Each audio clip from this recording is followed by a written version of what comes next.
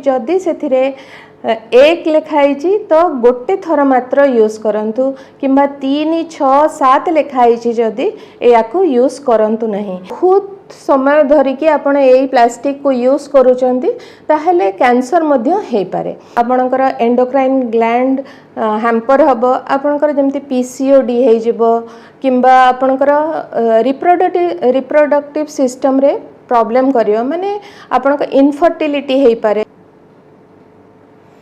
नमस्कार, मु न्यूट्रिशनिस्ट यास्मिन हबीब। मु 15 वर्ष है न्यूट्रिशन काउंसलिंग मोटिवेट करुच्ची सुस्थ भाव में किपरि आपण रही पारिबे से विषय रे। आज आमे देखिबा जो बहुल परिमाण रे प्लास्टिक रो व्यवहार होचे, जेमती कि आमे आजिकली सहज भाव में प्लास्टिक पाउछे। आमे जहाँ भी खाइबा ऑर्डर करूचे से प्लास्टिक रे आसुची, प्लास्टिक डब्बा रे आसुची। एवं आमे बाहरे कोठी बुली गले हो कि घरे पिलांकु भी आमे प्लास्टिक बोतल रे पानी पीवा को दौचे एवं आमे प्लास्टिक को दैनंदिन जीवन रे कि बहुत परिमाण रे व्यवहार करूचे। तो ये प्लास्टिक कौन आमर स्वास्थ्य पे भल से विषय आमे कथा हबा।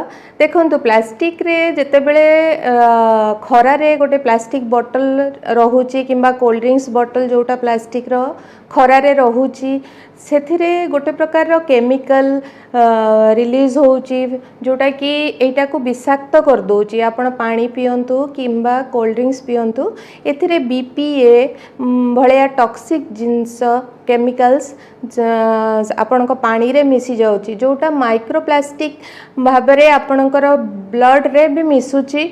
एवं हमर जो रिसर्च रो भी जाना पड़ीची जोटा नानो प्लास्टिक माने प्लास्टिक रो बहुत सूक्ष्म प्लास्टिक छोट छुआ को ब्लड रे भी देखा जाइए।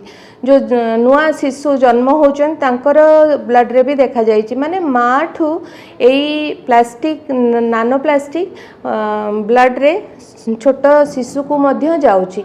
तो यही प्लास्टिक को आमे कहीं रियूज करिबा, जोटा आमर प्लास्टिक बोतल आसुची किंबा आपणकर प्लास्टिक रो जे कोनोसी जिंस आणुचंती प्लास्टिक रे, तो से प्लास्टिक रो तळ रे खोली की देखंतु, तळ आड़ को देखंतु, सेथिरे गोटे ट्रायंगल हे कि सेथिरे लेखा हिथिबो किछि नंबर लेखा हिथिबो। जदि सेथिरे 1 लेखा हिची ता माने सेही प्लास्टिक टी केवल थर टे पई यूज करिया पई अछि।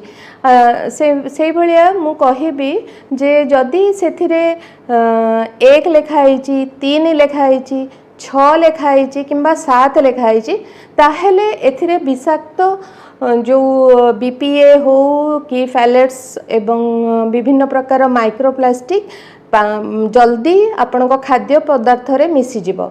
एवं किछिटा आपण यूज करि पारिबे जो थिरे आपण देखंतु गोटे छोट ट्रायंगल भितरे 2 लेखा हिथिबो किंबा 4 लेखा हिथिबो नहले 5 लेखा हिथिबो।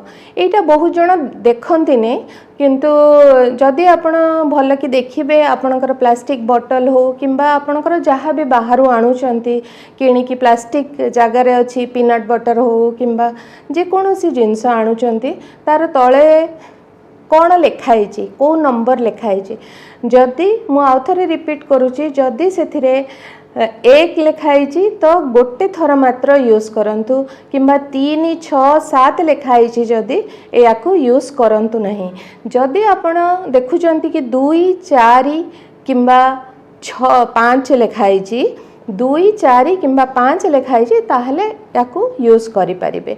आपण जदि एई प्लास्टिक को आउ थरे बारंबार रियूज करिवे एवं एई प्लास्टिक रे आपण माइक्रो ओवन रे खाद्य गरम करिवे, से तार जो टॉक्सिक तार जो केमिकल आपण को खाद्य रे मिसी जिवो एवं आपण को आपणकर देह खराब हम, माने आपणकर जमती हार्मोनाल इम्बालांस हम, आपणकर एंडोक्राइन ग्लैंड हैम्पर हम, आपणकर जमती पीसीओडी हे जिवो किंबा आपणकर रिप्रोडक्टिव सिस्टम रे प्रॉब्लम करियो, माने आपणकर इनफर्टिलिटी हे पारे किंबा आपणकर जमती कि भोक न लागिबा किंबा आपणकर बेले बेले वेट गेन मध्य हो जाए एवं डायबिटीज मानक इंसुलिन रेजिस्टेंस हो जाती। जदि बहुत समय धरिकी आपण एई प्लास्टिक को यूज करूचंती ताहले कैंसर मध्य हेई पारे। तो आम जाणी कि कहीं प्लास्टिक भलिया जिनस को कहीं यूज करबा। आम जदि बाहर को जाऊँ कौन सी काच बोतल किंबा आपणकर स्टील बोतल रे पानी नहीं कि जाई परिबा किंबा पिलां को जते बेले आमे दउचे टिफिन दउचे स्कूल रे जाउचंती तो आमे सेथिरे भी सेमती आमे देखिबा स्टील टिफिन यूज करबा जो थिरे प्लास्टिक रो कम व्यवहार होतबो।